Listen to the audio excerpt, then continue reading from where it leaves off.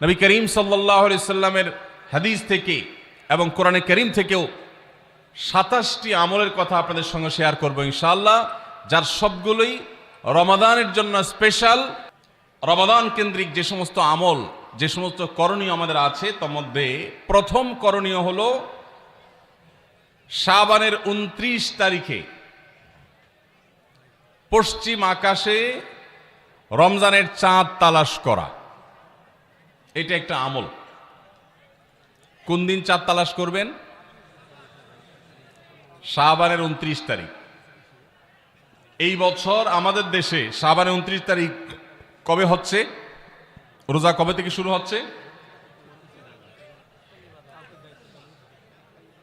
তাহলে 29শে শাবান সন্ধ্যায়, যেদিন থেকে রোজা হওয়ার সম্ভাবনা আছে, সেই দিন সন্ধ্যায় মাগরিবের আগে পশ্চিম আকাশের দিকে চাঁদ অনুসন্ধান করার চেষ্টা করে তাকাবেন।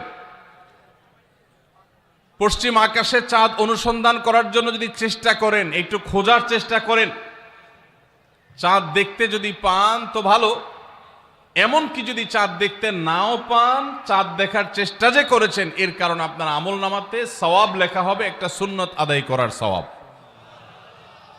ভাইরা আমার, আমরা আমাদের ছেলেবেলায়, আমাদের শৈশবে রমজানের আনন্দ আঁচ করতাম পশ্চিম আকাশের চাঁদ দেখে। ঈদের আনন্দের সূচনা এবং শুরুই হতো ঈদের চাঁদ দেখার মধ্য দিয়ে। এমন একটা সময় আমরা এখন এসে পৌঁছেছি যেই সময়ে সবাই চাঁদ তালাশ করে, কিন্তু সেটা আকাশে না, ফেসবুকে। ঠিক না ভাই? ঠিক। চাঁদ কি ফেসবুকে উঠে না আকাশে উঠে?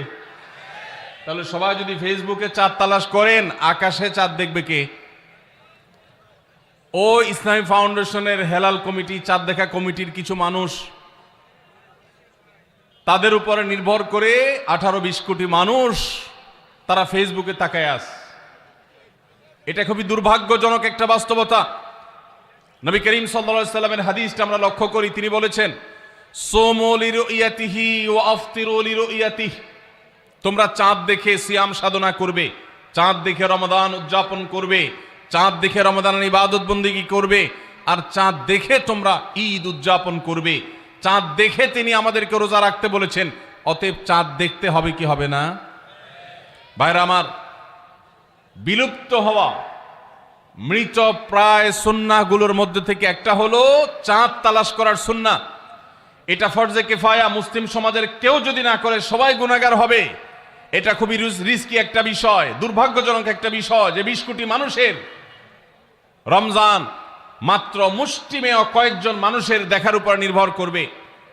ভাইরা আমার, আমরা পশ্চিম আকাশে চাঁদ দেখার চেষ্টা করব ইনশাআল্লাহ।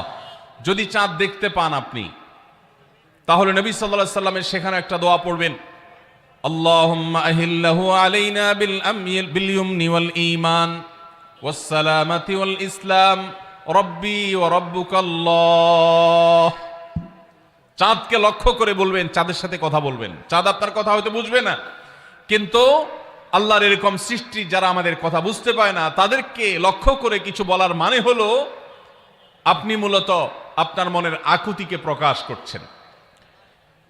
চাঁদকে লক্ষ্য করে নবী সাল্লাল্লাহু আলাইহি সাল্লাম চাঁদ দেখলে পড়তেন, আল্লাহুম্মা আহিল্লাহু আলাইনা বিল ইয়ুমনি ওয়াল ঈমান।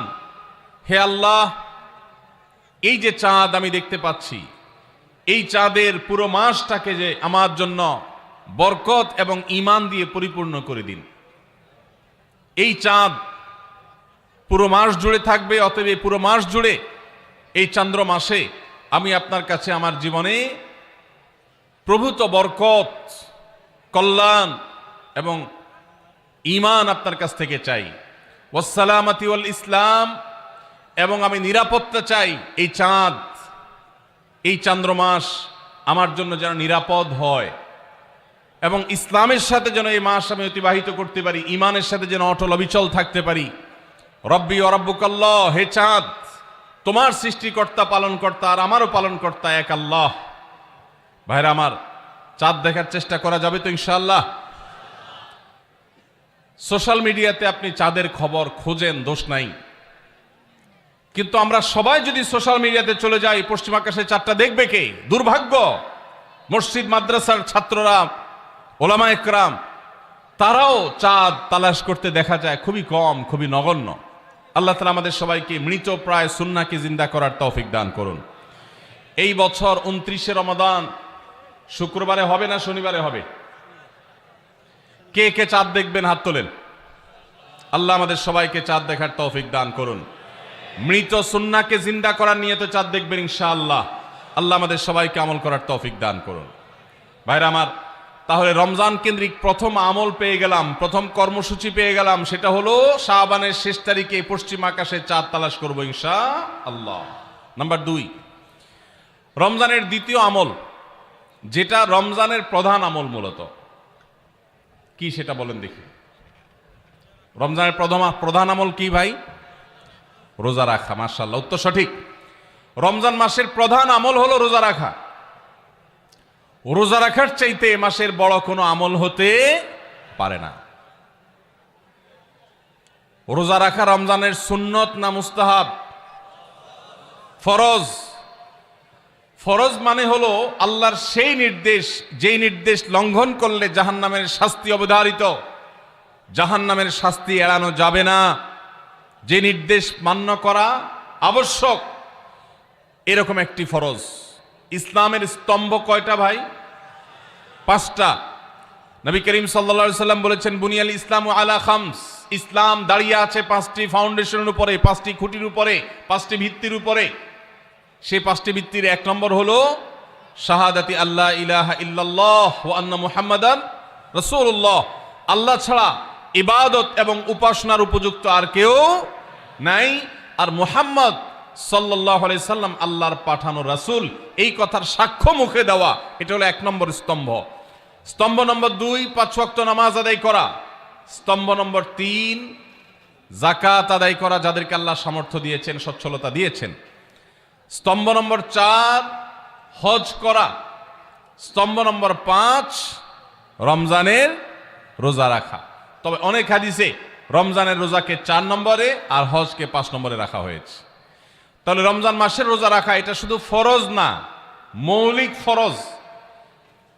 নবী করিম সাল্লাল্লাহু আলাইহি সাল্লাম বলেছেন, যদি কেউ জীবনে একটি রোজাও শরিয়া গ্রাহ্য ওজর ছাড়া কেউ যদি ভঙ্গ করে, রোজা না রাখে, রমজানের পরে যদি সে সারা জীবনও রোজা রাখে, দায় মুক্ত হয়তো হয়ে যাবে, সে কাজা আদায় করেছে, কাফারা আদায় করেছে, দায় মুক্ত হয়তো হয়ে যাবে, কিন্তু রমজানের একটা রোজা রেখে আল্লাহর কাছে যে পরিমাণ মর্যাদার অধিকারী হওয়ার কথা, সারা জীবন রোজা রেখেও রমজানের ওই একটা রোজার ক্ষতিপূরণ করা সম্ভব নয়।